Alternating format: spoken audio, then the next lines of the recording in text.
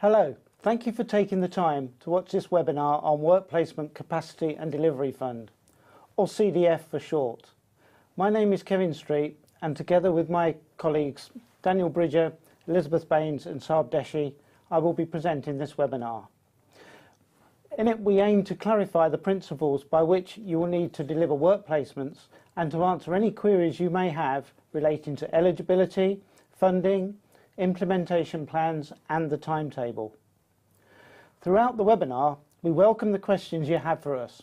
Simply type them into the box on the right of the screen and we will answer as many questions as we can when we come to the end of the presentation. Firstly though, there will be a short presentation covering why we are introducing these work placements and the CDF, the work placement principles, what is the CDF and when is it available, which institutions are eligible to deliver, what we mean by qualifying students, how you opt in and out of receiving the funding, the requirements for implementation plans, and the next step. During the presentation, we will seek to answer many of the questions you submitted when you registered. The presentation will be followed by a Q&A session. And thank you to all those that have already logged the questions you would like answering. Any we do not answer will be posted on a Q&A and will be made available to you after the webinar. Throughout the presentation, I will use the term institution to refer to all schools, all types of academies, further education and sixth form colleges, and independent and other learning providers. To kick us off, I'm going to ask Daniel to describe the rationale for reforming the system. Okay, so as education providers, you will know the importance post-16 education plays in upskilling young people to do the jobs needed to support growth in this country. We need to ensure that post-16 education reflects the needs of the labour market so that young people enter employment with the appropriate skills and experience of the workplace. It's well reported that employers rate work experience as being a significant factor when recruiting schools and college leavers. That is why the department is implementing radical reforms to technical education, including the investment in building the capacity of post-16 institutions and training providers to provide 16 to 19-year-old students with substantive work placement as part of their technical study programs. This makes it really important that employers engaging with education need to support students by providing work placement opportunities. So for those of you new to the area, I will now explain what T-levels actually are. The reforms to technical education will radically overhaul the skills system, creating 15 high-quality routes to skilled employment, which group together occupations where there are shared training requirements. The list of routes and the related implementation timetable are available in the recently published T-Level Action Plan. T-Levels will be a 2-year classroom-based technical training programme, the successful completion of which results in the achievement of a T-Level certificate. The certificate will be awarded if a student achieves the technical qualification, successfully completes the work placement, as well as English and Maths and any other components required by employers. The achievement of a T-level will signal to employers that students have developed the occupationally relevant competencies and the knowledge, skills and behaviours needed to achieve them. It also means that students can be confident that they are on technical programmes that have clear progression routes to employment and further higher learning. So why are we placing so much importance on work placements? Well, work placements will be integral to the classroom-based technical education routes and provide students with the opportunity to develop and apply the technical, practical skills and knowledge and behaviours required for skilled employment related to their field of study. This is impossible to achieve in the classroom setting.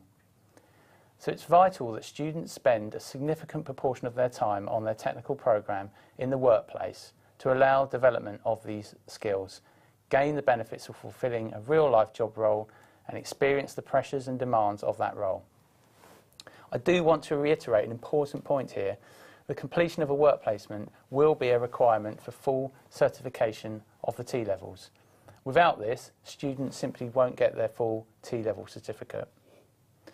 So we know this will be challenging for the sector and employers, with increased expectation of substantial work placements at the scale required. We've listened to institutions through a series of college visits and a call for evidence earlier this year. The general consensus was that institutions need additional funds to implement this properly. So we have since secured significant funding with a firm commitment from government to support work placement delivery, and that is why we're all here today. We do have time to get this right before the rollout of T-levels, but we all have to start building up capacity now. The design principle we are all working to is co-creation, and we want your views and early experiences. We're intending to run a public consultation later this year, and this is your opportunity to feed in your views and help us co-design work placements and T-levels more generally. So in order to ensure consistency across provision and a high quality experience for the student, we have devised a set of mandatory work placement principles that we will expect institutions to adhere to. Other elements of the policy are yet to be defined and will be addressed in the public consultation on T-levels. These principles are set out in the guidance, but it's worth going over a few key points. Firstly, we've set a minimum of 45 days and no less than 315 hours in total, and the placement must be occupationally specific. This amount of time in the workplace will allow sufficient time for the student to apply their knowledge and develop the essential technical skills specific to the profession or the trade. The placement should be intrinsically linked to the student's field of study and therefore should be structured around predetermined outcomes relevant to the employer's business. So the student really has that opportunity to really add value to that business. Secondly, it's critical that the work placement is in an external setting so that the student is able to experience a real-life job role and work-life pressures within a demanding workplace setting without the comfort of working closely with their peers and in a familiar environment. This clearly sets work placements aside from work experience, commonly offered as part of the post-16 provision, in that it has a clear purpose and is an essential practical component of the T-level. So this next slide lists the other important factors to consider when you're planning and completing your implementation plans. Please refer to the Work Placement Principles guidance for a full explanation of these. Thank you, Daniel. I'll now pass over to Elizabeth and then Saab, who will talk you through the specific purpose of the funding, how we've identified who is eligible to opt in, how we will calculate an allocation from April 2018, how we have identified qualifying students, and as an institution, what you need to do and by when. Thank you. Following on from the point Daniel made about government commitment, in July, the Secretary of State confirmed a 50 million investment per financial year from April 2018 to fund high-quality substantive work placements. We've called the initial allocation of this funding the Capacity and Delivery Fund, as the purpose is to provide additional funding for both building capacity within institutions as well as small-scale delivery. I'll explain a little later what is meant by small scale. The available funding is for activity from April 2018 up to July 2019, so covers a 16-month period. Funding for April 2018 to the end of the 2017-18 academic year allows for capacity building in preparation for delivery of substantive work placements between August 2018 and July 2019. Going forward, we intend to bring the work placement allocation in line with other academic year allocations covering each 12-month academic year. The work placements being delivered with this first tranche of funding must be included in programmes for students who are on either a full-time Level 2 or Level 3 vocational or technical programme. The work placement activity must be delivered on top of the usual total planned hours you record, as the work placement funding is in addition to the mainstream allocation. and it will be shown separately on your funding statement. Allocations will result in payments in August 2018 for most institutions, with the exception of academies when it will start in September. To calculate the allocation, we've used a proxy using qualifying students recorded in the 2015 to 2016 academic year. We've used a broad definition of qualifying student, which allows for the majority of institutions to be eligible for the funding. No particular type of institution has been excluded. All institutions with a published Ofsted grade of requires improvement or above at the 9th of October 2017 are eligible to submit an implementation plan to indicate they are opting in. Institutions with an Ofsted rating of inadequate at the 9th of October are not eligible for this first tranche of funding. If their Ofsted rating improves after that date, and this is before the next round of funding is issued, and they have a qualifying students, they might be eligible for a future funding round, but that will depend on the criteria set at the time.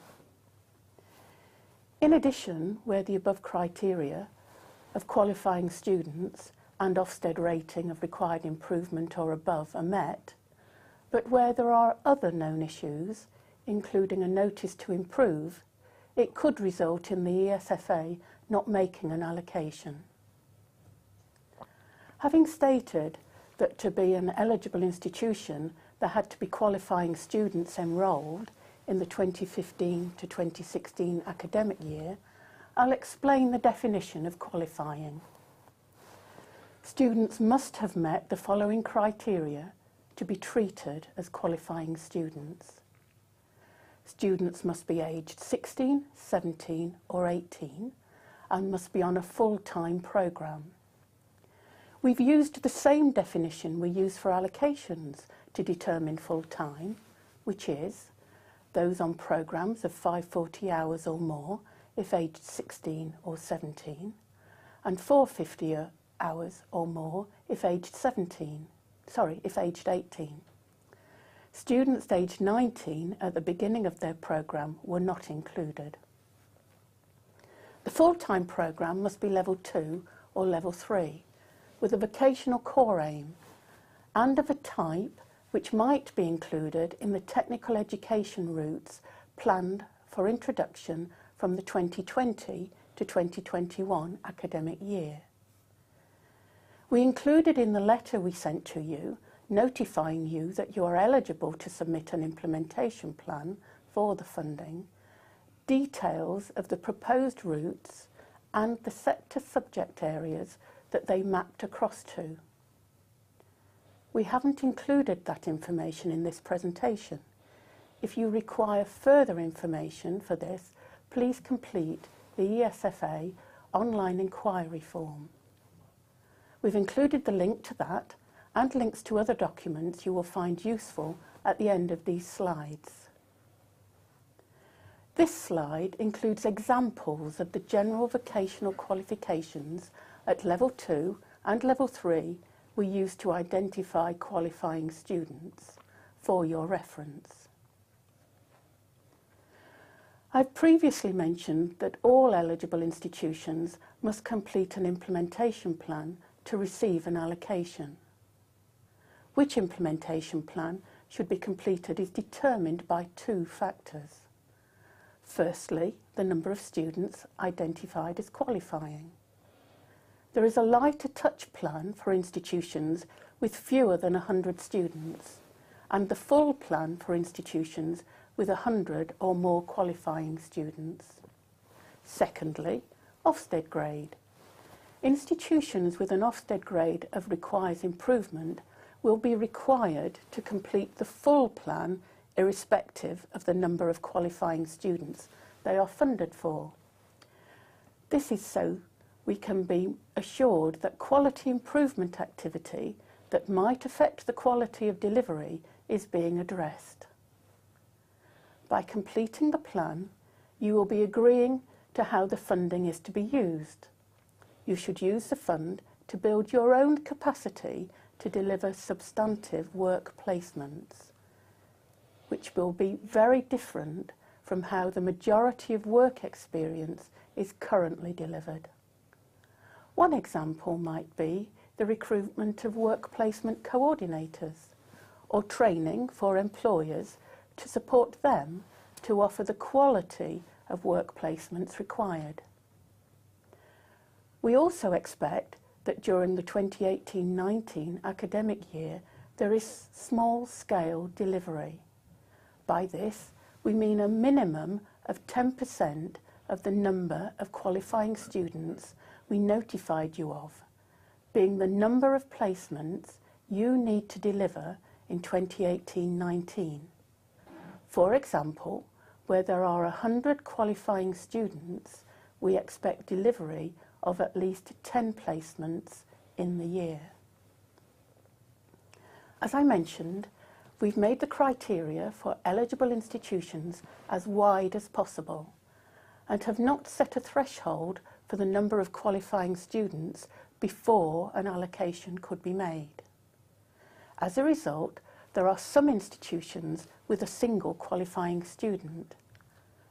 To avoid making small allocations that are not purposeful, we will make a minimum allocation of 2,500 for institutions with 1 to 10 qualifying students, a minimum allocation of 5,000 for institutions with 11 to 20 qualifying students. Where 10% is less than a complete person, we will expect that where institutions are funded for 10 students, they deliver 1 substantive work placement, and where funded for 20, delivery is 2 in the 2018-19 academic year. For instance, where institutions have small numbers of qualifying students across 2 year groups, they may, for example, choose for all second-year students to do a work placement in 2018-19.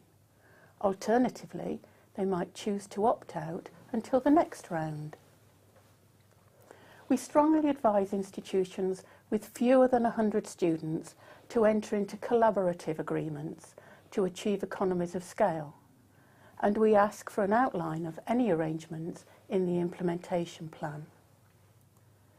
To enable monitoring against the fund and progress against delivery of work placements, we will require termly reports to be submitted to the ESFA. For some eligible institutions, 2018-19 may not be the right time to deliver substantive work placements, and they may want to opt out. Within the implementation plan, there is a short section you are asked to complete with brief details of the reason for opting out at this stage. In the event of an institution submitting an opt-out plan and changing their mind, if it is before the 24th of November, an opt-in plan can then be submitted. If you change your mind after the deadline of the 24th, you cannot then submit an opt-in plan. We do want as many institutions to take advantage of this funding as possible, as it will enhance the experience of students who undertake a work placement. We would urge you to make contact using the online inquiry form with any questions or concerns that you have prior to the deadline. If we think it will help, we will try to make contact with you directly. I will now pass over to Saab, who will talk through details of the implementation plan. Elizabeth explained that there are 2 implementation plan templates, a lighter touch and a fuller plan, with the additional questions for institutions with an Ofsted grade of requires improvement. The link in the letter takes you to the relevant plan based on the information we hold for you. The plan must be submitted by midnight on the 24th of November. The ESFA will review plans over the period between then and mid-December. Plans will be reviewed for whether they have been completed reasonably. For plans where additional information is not required, we will notify institutions by the end of December. We will also notify institutions by the end of December of any areas that require further details or clarity, and a deadline for submission will be set. This will normally be 3 weeks. All institutions will be informed of the outcome by the end of February 2018. If the plan is still incomplete, there will be no allocation in this first tranche of funding. This requirement and the CDF are new. We need to monitor implementation so we can keep it under review and make sensible changes that will help us and you to make sure the policy is a success. Therefore, we will be asking all institutions to provide termly progress updates. The first update will need to be completed by the 1st of October 2018. We will be expecting to see good progress against activities set out in your implementation plans since April 2018, particularly around putting in place dedicated resource and the infrastructure to manage work placement delivery effectively. Also, we will want to see management information on the number of additional placements you planned for the academic year, your chosen method of delivery, and the success rates at engaging employers to host these work placements. In spring 2019, we will be asking for actual numbers of work placements that have been completed, are in progress or yet to begin, an indication of the monitoring processes you have introduced, and overall employer and student satisfaction rates to date. We will be asking for details on your profiled and actual expenditure, so please ensure you keep a record. As this new funding stream for new provision, it's important we understand how these funds are being spent to support delivery of work placements, and this will also be important evidence to inform future funding policy decisions. All the details on what will be expected in your termly progress reports is in the implementation plan guidance. For academic year 2018-19, we will have introduced revised methods for recording work placement data for students that attract a CDF on both the ILR and the school census. This is to allow us to monitor the work placement duration and externality more effectively. We will advise on the detail soon. I do want to reinforce, however, that work placements are on top of your planned hours and therefore must be recorded separately. Elizabeth has highlighted earlier the deadline of the 24th of November for submitting implementation plans, but wanted to reinforce the importance of that deadline. The table in this slide includes the other key dates we already have mentioned. By the end of December, we will communicate to all institutions that have submitted a plan confirming they are complete or advising areas that require revising.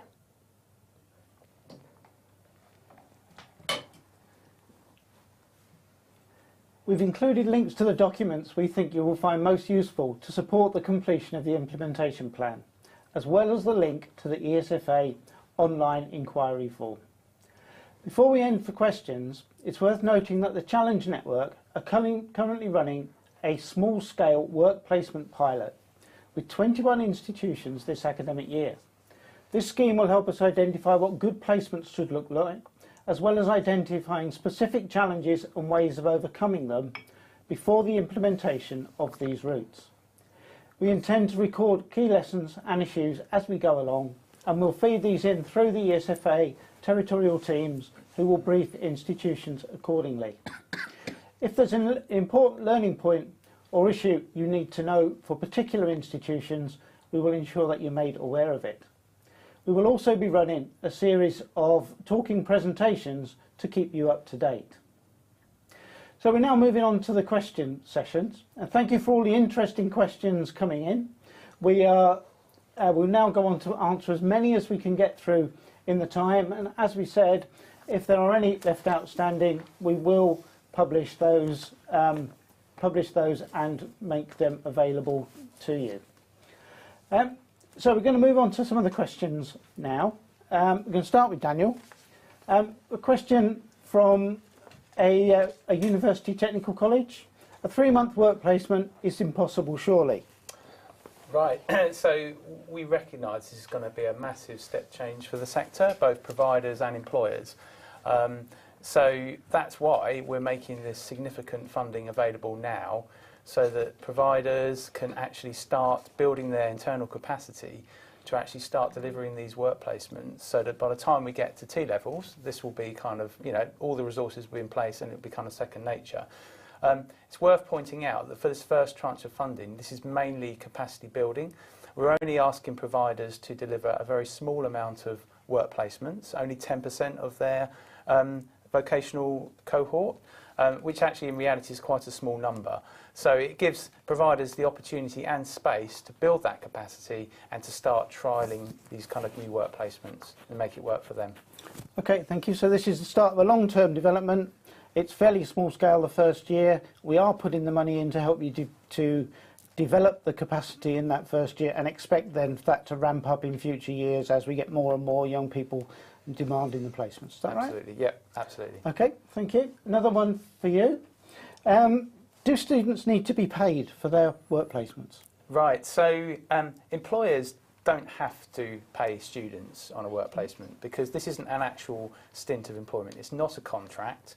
However, employers can, at their discretion, pay the student. We wouldn't stop them from doing that.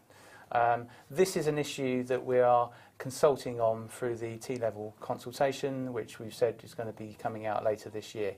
And so in terms of T-levels, and when that kind of rolls out, that'd be an opportunity for people to feed in their comments through that. But for this first tranche of funding, employers, they don't need to pay the students, but they can if they want to. Okay, and there was a related issue raised at one of the T-level events recently about part-time jobs. Can part-time jobs count? Yes, they can count, as long as they meet the essential criteria and principles that are set out in the guidance. So, i.e. being a minimum of 45 days, external and occupationally focused. Okay, and getting the employer to sign up that there's a purpose to this placement as well as just work. Absolutely. Great, thank you. Another one, what do we say to employers who do not see why they should offer a work placement when they're already offering apprenticeships? Aren't they very similar? It's a good question. It's a point that's been raised numerous times. Work placements have a unique selling point over apprenticeships. They they can be seen as a try before you buy for employers. So it's a way for employers to actually look at what the student's capable of before they, without that kind of extra commitment and additional costs with taking on an apprentice. So as I said, it gives them the opportunity to really try before they buy. And if at the end of it, they might take on that student as an apprentice, or they might take them on as a permanent member of staff. And during that work placement, they will also hopefully add value and sort of hopefully save recruitment costs later on if the employer takes them on. Okay, so there could be quite a few benefits there Absolutely. if we get it right. How then did you come up with the principles for work placements? There's quite a lot of detail we've put on .gov.uk. Where's that come from? So the principles have been developed in collaboration with over 150 employers and providers as part of the design phase of the work placement pilots that you were talking about earlier. So all the employers and providers that have done that have actually kind of signed up to those principles and said that they are workable. So those are the principles that are being used for the pilot. So we're also going to roll these out as part of this funding too. Okay, so that's action research taking place now, and we're committed to disseminating the lessons from that so the audience can learn from that as they move towards 2018. Yeah, absolutely. Okay, thank you. One on funding now. Should work placements be offered to level 2 and level 3 students? Elizabeth. In this first tranche of work placements, to be delivered between 2018 and 2019 academic year, then yes, they can be delivered to both level 2 and level 3 students on programmes that meet the criteria that we've already discussed and described, and further information is in the guidance. Knowing that T-levels ultimately will be level 3 programmes, then institutions can be using this time to be preparing for that as a change. But certainly in the first year, yes, it can be delivered to both level 2 and level 3. Okay, but it's important to note that T-levels are now confirmed at level 3. That's right. And if you want to prioritise that, you can. And it's up to the institution where they start with this development. If I wanted to do a particular sector subject area first and then move on to others, I could do that. That's up to me. Absolutely, yes. Okay, thank you very much. The question now on how do I know if I have included enough detail in my implementation plan? That's you again, Saab, I think. Yep, sure. Okay, so completed implementation plans mean answering all of the questions in either plans as fully as possible. So we're looking at the detail within your responses. So ideally, we would like you to use the 300 word count that we've set on the majority of the questions. When it comes to reviewing implementation plans, if we feel that there's not enough detail within your responses, or that you've misinterpreted the question, or there's a lack of detail, then you will be asked to resubmit those particular questions. Okay, so there is a second chance, so give it your best shot this time, and if we feel it's not complete enough, we will ask you and give you another deadline to complete that, so to make sure that you do get the funding. What happens if it's still not complete? If it's still not complete, we will write to you and let you know that which particular section on your plan needs updating, and you will have another 3 weeks to get a revised implementation plan back to us, and then we will review your responses at that particular point. Okay, but I only get that chance once, don't I? Yep, that's right. So it's twice you can submit it, and after that, if it's not complete, there will be no allocation. I mean, we won't review plans in advance of the deadline. So we wouldn't be saying to an institution, send us your draft and we'll give you comments on it. However, I would urge people, if they've got general questions, to use the online enquiry form, and then we'll be able to answer some of those questions that they might have. So 24th of November, we're looking for the best shot, as complete and as much detail as the provider has at that particular time. And if it's just not enough, then we will come back to you and give you another chance. Okay, thank you very much. What can I use the CDF to pay for? We've included in the guidance quite a lot of examples of the kind of things that you can use the fund for, but we aren't being prescriptive about this. The underlying point is to build capacity, so an institution's own capacity, to use it for that. That's primarily what we're intending it for. Which is, as we've said, therefore then there's small-scale delivery of the actual work placements. But the underlying purpose is to ensure that the work placements meet the aims and objectives and the criteria that we've outlined. So that's what we'd urge institutions to review and think about when they're determining what they're spending the funding on. Okay, and could I give some of it to employers or use it to support employers? We aren't being prescriptive and saying that you can't use it for employers, but there might be a slightly different way of supporting employers in this way. So instead of maybe passing the funding on, you might want to use the funding to support employers so that they fully understand what the requirement is to be able to deliver a really good quality work placement. Okay, a question that's come in a number of times now. Should we be supporting travel and subsistence costs? So. Okay, well, if the student's not eligible for the 16 to 19 bursary fund, then it is down to the provider whether or not they wish to support those costs. The capacity delivery fund you could also use to support other costs associated to the work placement as well. For example, if they needed protective clothing or other types of equipment to do that work placement, that would be down to the discretion of the provider whether they use some of that funding to pay for some of those, for that equipment or clothing. Okay, again, so we're not being prescriptive. You know, what's best for the student, what's best for the employer, what's best for the placement, That's what the money's for. That's right. Okay, thank you. Another common one, I have a franchised coffee shop located on campus. Can I send my students there for work placement? I'll take this one. So the answer is no. Basically, we want, as we set out in the essential criteria in the guidance, one of the criteria is that the work placement needs to be in an external setting with an external employer. The reason we've said that is because we think this is the only way that that student's going to get a real immersive taste of what the real world of work's all about, experience the real pressures and demands of real working life. We don't believe that they will get that in the kind of comfort and safety net of being on the college campus, where they will probably be serving their peers or their tutors or that kind of thing. So very firmly should be external. Okay, thank you very much. A related one, why can't I send my students to the local supermarket on their work placements? This is, after all, just about giving them experience of work, isn't it? No, it's not about, I mean, obviously work experience is important, but the primary aim of these work placements is that they should be occupationally specific. So they should be specifically developing the technical and practical skills that that student's going to need for the actual course and qualification that they're studying towards.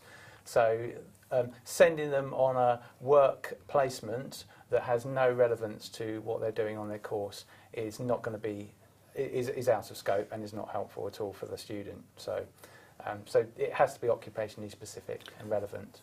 Okay, so is a two-week work placement just an experience of work? Are they completely off the record now? No, they're not off the record, and they have they have a very important role to play. So, for example, we want to make sure that students are work ready before they go on these work placements. So they could, in their 2-year course, in their first year, do a 2-week work taster or work experience to get those kind of core employability, generic employability skills under their belt, so that when they actually go on their work placement in their second year, for example, they've actually already kind of got those softer skills under their belt and they've actually experienced the world of work. Okay, not dead then, but it doesn't count as a substantive work placement in terms of what this funding is for. Absolutely. Great. How would that apply to students with special needs or disabilities? Well, we are really, really absolutely keen that SEND students get as equal access to high quality work placement as their peers.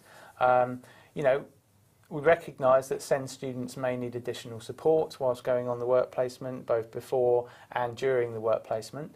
And actually, that's what we're encouraging providers to use their part of their capacity and delivery fund to use to actually help support those students. So, but the message is SEND students are still going to be going on these kind of work placements, and we want them to have as equal opportunities and access as their peers.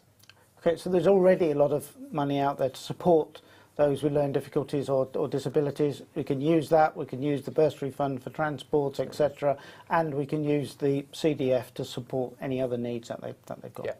Okay, thank you.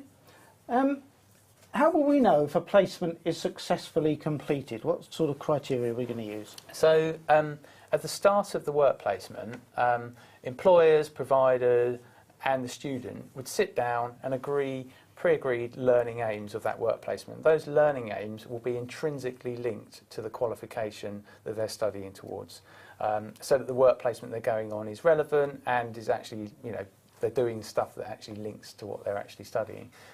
At the end of the work placement, the employer will carry out an appraisal or a review of how that student has actually demonstrated progress against those learning aims. And if they have demonstrated commitment and progress towards those learning aims, then they will have successfully completed that work placement. Okay, that'd be good to see more detail on that as and when we can. We do get quite a few questions about that. A question now from Blackpool College. Has the survey link to apply for all capacity funds been sent out to all colleges? So, do you want to answer that? Yes, you should have had the link contained within a letter which we sent out last week to all providers that are eligible for this capacity delivery fund. So yes, please do check your emails if you haven't received it, and then there should be a link at the bottom of that letter which will take you directly into the implementation plan for your particular provider. And if you're trying to chase it and can't, fill out the ESFA contact form and we'll get back to you. In the meantime, all the details you'd need for an implementation plan are linked to the .gov.uk information, aren't they? So yes, the work can start. So if you're just missing the link, you're not missing anything new in the survey. It's all in the guidance anyway, isn't it? Yes, that's right. So in the guidance notes, we have a list of all the questions. So if you're still missing the letter for whatever reason, please look at the guidance, start drafting your responses to the questions, and in the meantime, just email ESFA online inquiry form, and we'll look into the reason why you haven't received your letter. Okay, thank you. I guess that would apply to any type of institution. If you're not sure whether you are eligible or not, then again, use the ESFA form. I've had a similar question from a school in Worcester, and the same answer would apply to that. We've been asked by Abington and Whitney College, is there a time limit for spending the CDF money? Does it all need to be spent by the end of 2018-19? Elizabeth, is that best for you? Yes, I mean the funding is allocated for the 2018-19 academic year, but also starting from April 2018. So it does need to have been spent by the end of the 18-19 academic year, yeah, because it relates to that. Okay, and Abington Whitley College again, what are the department doing to ensure that employers are committed to supporting the substantial work placements? Daniel, I know we've been talking to the National Apprenticeship Service about this. Is there any more you can say about that? Well, I suppose there's several things we're doing. I mean, we're firstly to say we are fully alive to the fact that we need to get employers fully on board with these work placements. You know, that's the biggest risk here. So we are doing lots of work to think through how we can best incentivise or support employers. We're running these work placement pilots, and so we're getting a cohort of employers on board to deliver those placements. As part of that, we're hoping that those employers can act as kind of work placement ambassadors or champions that can kind of spread the word across their networks and get other employers actually kind of on board and you know, see the benefits of work placements. It's something that we are also consulting on through the T-level consultation as well. So we'll get some proper feedback through that from employers as to what support they actually would feel they would want. And that again will be wrapped up around February time. So we'll have some real-time lessons to learn from that.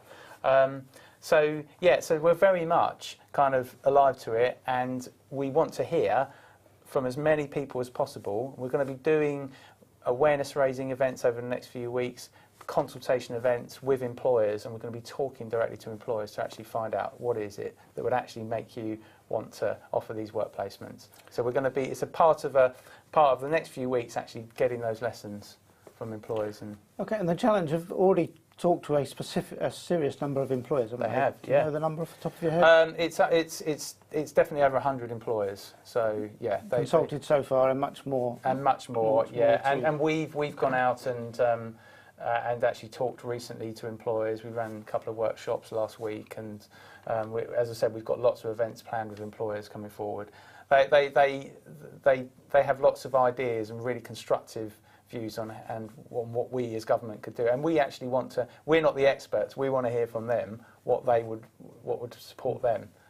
And also, I'll make that an invitation, because I know that a lot of people on the webinar will have good practice they could share, and that would be really good to see that.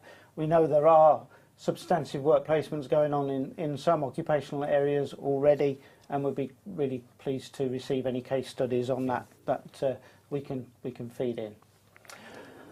Okay, will there be a version of the CDF in 2019-20 and following years? Elizabeth, will you take that? I mean, I mentioned in the presentation that the Secretary of State was committed to a certain amount of funding, and that is to go forward in future years. So yes, I like the way that the question is worded about a version, because I think that recognises that we can't say at this moment in time it will be exactly as it is for this time. So we have the criteria now. They could change, and at this moment in time we don't quite know what that change might be. Okay, and one thing we are clear of at the moment, this initial allocation is to cover 16 months, isn't it? Yes. And we'll be moving to 12 months in line with the normal allocation process after that. That's right, yes. And the money is committed and in the budget to continue supporting work placements. We just don't know what form that fund will take and how quickly we can align it with T-levels. Yeah. Is that right? That's right. Yeah.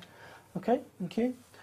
Can you tell us how you're allowing for mergers that may take place in between the submission and the start of 2018-19? Any volunteers for that? I'll take that. I mean, our local intervention teams are very close to institutions and what is happening. So obviously we have working on the information that we had at this moment in time and the mergers that have already taken place. If mergers are in the pipeline, which might then have an impact on student numbers, qualifying students and things like that, then we need to be alert to that, but I think they will definitely be picked up by our local teams and that will get fed back to us so that we can accommodate that. I wouldn't like to at this moment in time to be able to say exactly how it will work, but I don't see that there would be a huge difference. Okay, thank you. Yeovil College would like to know, is it 315 hours per year or for the T-level as a whole? I'll take that myself. The 315 hours is the minimum requirement for the work placement. It's not the hours for the T-level. The T-level will be about 900 hours per year, and the 315 would be included within that 900. So, for example, if you did the work placement in the second year, then 315 hours of the 900 in year 2 would be your work placement, and that would count towards the T-level. And it does give me an opportunity to say that the T-levels really are a step up, a step change. There's a lot more teaching. The work placement is much bigger than we've ever had before, and that's what we're trying to do here, and it is a step change. One that was submitted when somebody registered: can the funding be used to pay student travel expenses to the placement where this is further away than their usual place of learning? Saab, I think this is on your line. Yeah, sure. So basically, if the student's not eligible for the 16 to 19 bursary fund, then it's down to the provider whether or not they wish to pay for the travel cost for that particular student. So we're not saying yes or no. It's a provider decision at the end of the day if they want to pay for those travel costs. Okay, thank you. And we're being asked, is there an official template to complete, or do we use the guidance note that has questions contained within it? I assume you're talking about the implementation plan here. There is a link in the letter that we have sent you to the exact template for the implementation plan, and yes, you must use that implementation plan. The guidance has the same questions in it though, so you can use that to prepare your implementation plan, and then somebody can submit it through the survey later. Is that right, Saab? Yep. Can I just add as well that you don't have to complete it in one go as well. So you can save your implementation plan as you're going along, and then once you're happy with it and it's been signed off by whoever it needs to be signed off by, then that's when you will submit it. And once you've submitted it, that's when it comes through to us. So yes, please do take your time and complete the implementation plan. And if you feel like you can't do it in one go, then just save as you're going along and submit it when you're happy. Okay, thank you. New one from Blackpool Sixth Form College. Is the minimum 45 days applicable to all T-levels? Do some require 60? Just wondering if the range is because some require 45 and others a greater number of the days. Daniel? I mean, I think that range applies to all T-levels at the moment. So the range is really because we kind of started off by saying a 3-month work placement. The 45 days was kind of come up with by in collaboration with the employers and the colleges who were involved in the design of the pilots, and so that range is just an indicative range, but obviously the minimum 45 being an absolute minimum for all T-levels. Okay, thank you very much. A question from a studio school: are studio schools eligible for this funding or just post-16 FE and sixth form colleges? Elizabeth? We haven't excluded any type of institution. So yes, a studio school, if they have qualifying students in 15-16, will be an eligible institution to be receiving the funding in 18-19. Okay, thank you.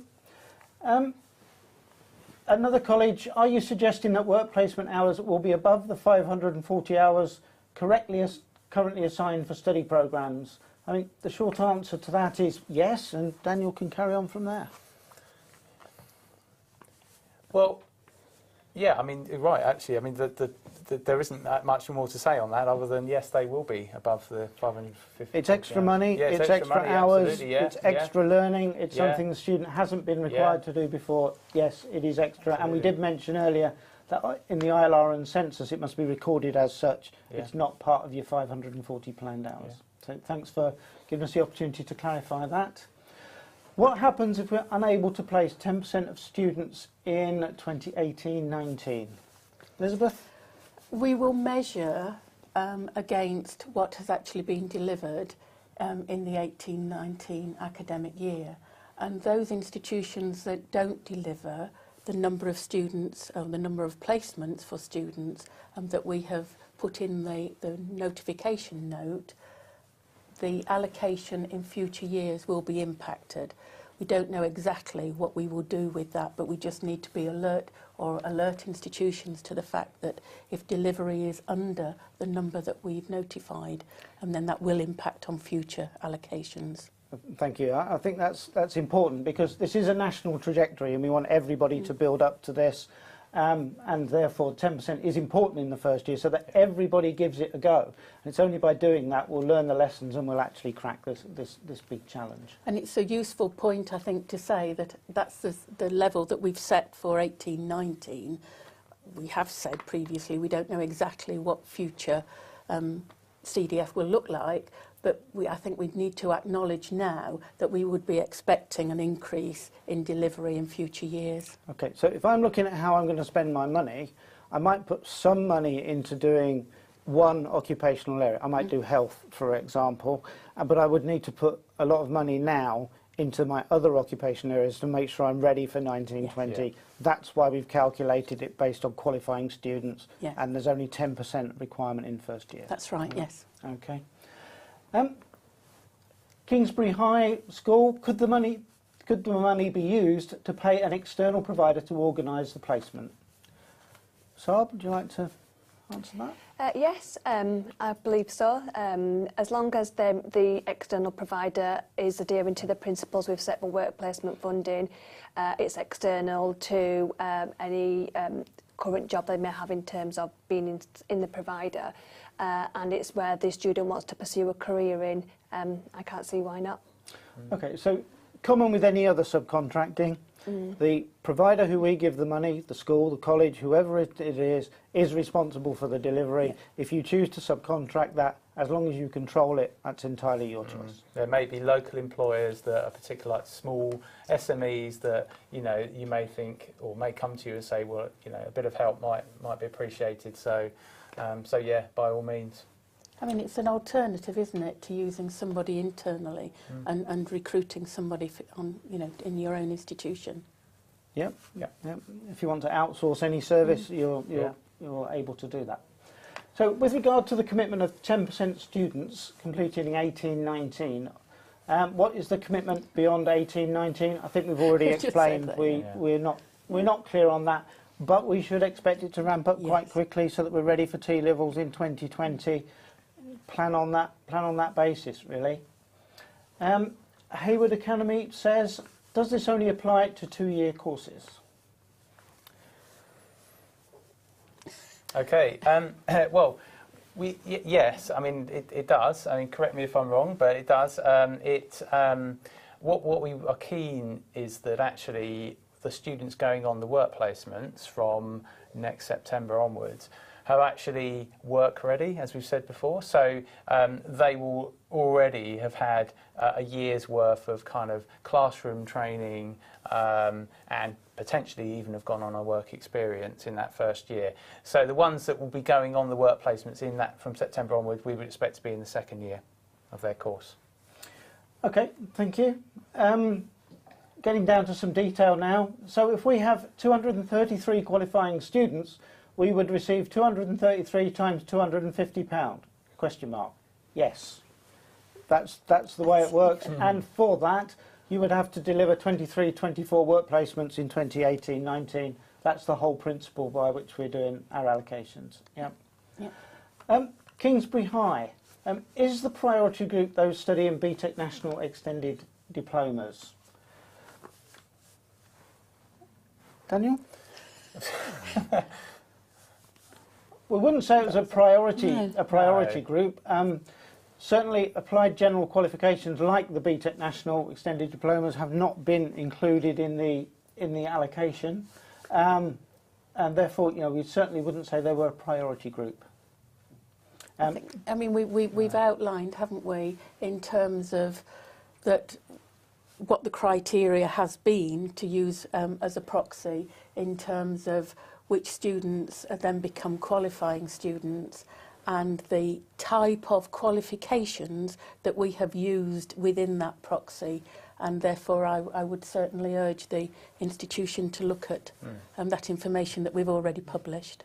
Okay, thank you.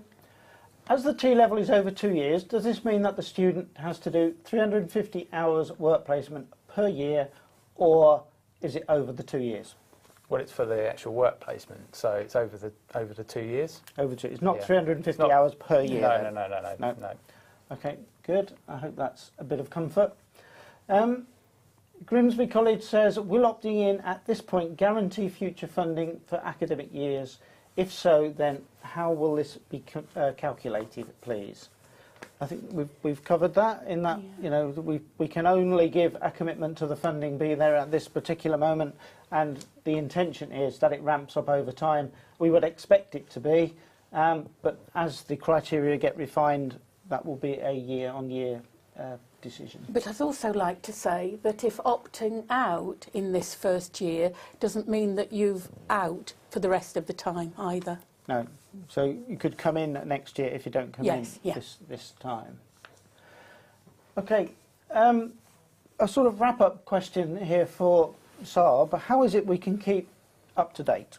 Okay, so if you keep an eye out for the e-bulletins, any further correspondence or communication you want to send out to legible institutions will be on the e-bulletin, so please do use that as a first point of call, and then you will be signposted to relevant information on the gov.uk website. So it's the e-bulletin in the first instance. Okay, and I mentioned we'll do some presentations recorded, and they will be posted fairly regularly between now and when we actually have to start. Yep. Okay, thank you very much. Well, I'm being told we're out of time now, so thank you to all of you who have submitted questions. I'm sorry we haven't time to get them all. There are more rolling on the screen as we speak, but we have captured them all. We will provide a write-up for all of the questions we've answered today, and for those that we haven't, will be on the Q&A. So there will be a link to all of the materials on the link that you're using to register today. And this webinar has been recorded, so if you want to watch it again, you have colleagues that are interested, you can access it on the recorded link. Finally, I'd just like to say thanks to members of the provider associations who have already fed in the views, those of you who have submitted questions, the crew from today, and to our presenters. But most of all, thanks to you for listening. Goodbye.